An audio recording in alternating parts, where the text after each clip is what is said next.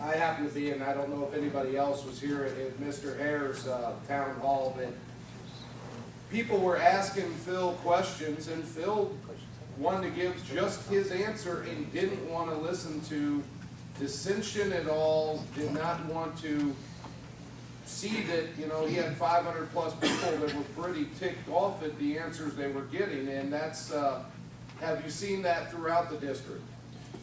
Yeah, you know, I have seen that. I haven't personally gone to those. I need to stay away from those, of course. I might get beat up.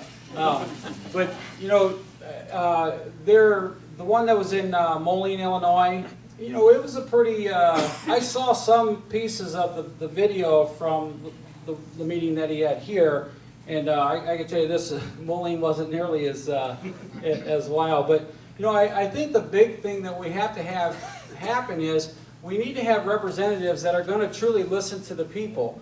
And, you know, if you've got the majority, and a lot of these guys are out there saying, you know, hey, if the 90% of the people tell you they don't want you to do this, are you going to still, well, I know what's best for the people, you know, people, I'm going to do it. You know, and that's a problem issue, you know, and, you know, that's why we have elections. I mean, if you got somebody out there and you don't feel they're listening, then it's, you know, that's what you have to do, so. Yes, sir. You got a pretty captive audience here, I would suspect. Very few here are going to say, go against anything you say. How are you going to attack or be elected into a district like this, especially with increased entitlement? You know, we talked a little bit ago about people over $50,000 or $75,000 that choose not to have insurance, and one of the reasons is because of entitlement. They know the government's going to take care of it. And my second point of that question is, we can sit here and by the way, I hope you elected. I'm not on the other side. No, this okay. isn't a big question. But for 5 out of the last 8 or 9 years, we've had political leaders that really didn't do a really good job of addressing a lot of these things. What makes you any different, and how do you think you're going to get elected? I bring something a little bit different to the table as a Republican. I was born and raised in Rock Island. I have 13 years of union background, which in the Quad City area, that's going to help me out greatly. Every week I get 2 or 3 people that will come to they'll go to my website and say, hey, listen, I'm a solid D and I want out.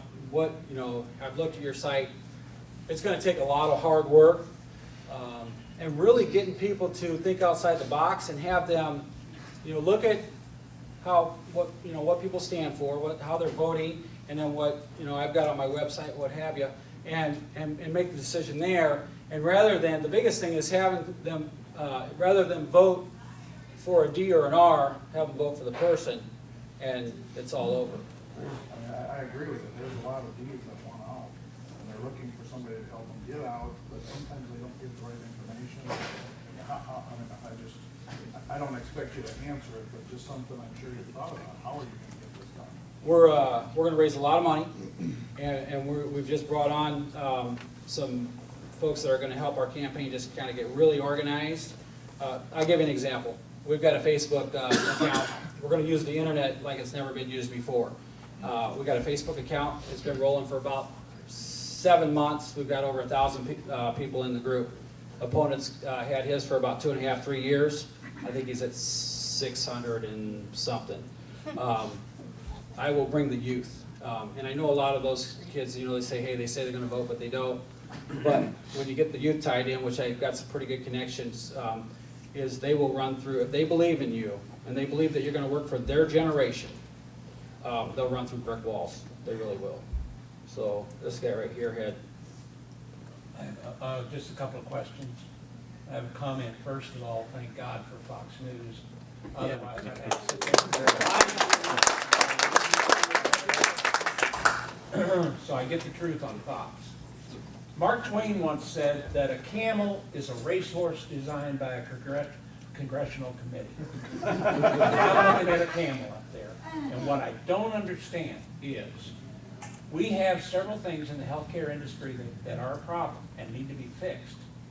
Why are we not, as Republicans, looking at those areas and saying, here's 3 things we want to attack this year? and fix. For example, tort reform. I don't know that most people are even aware of the impact of the tort situation has on the cost of medical care. You know what I'm saying? And that sort of thing. And then also the regulation of insurance companies.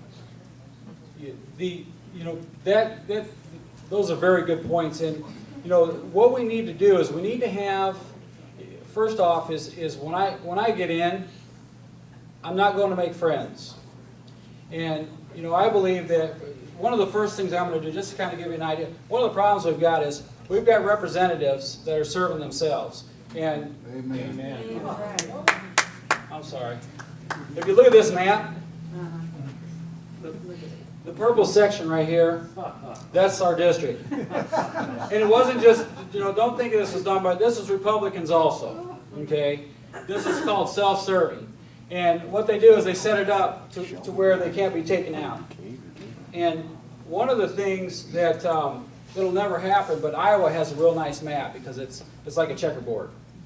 And I think that would be a nice thing to have happen.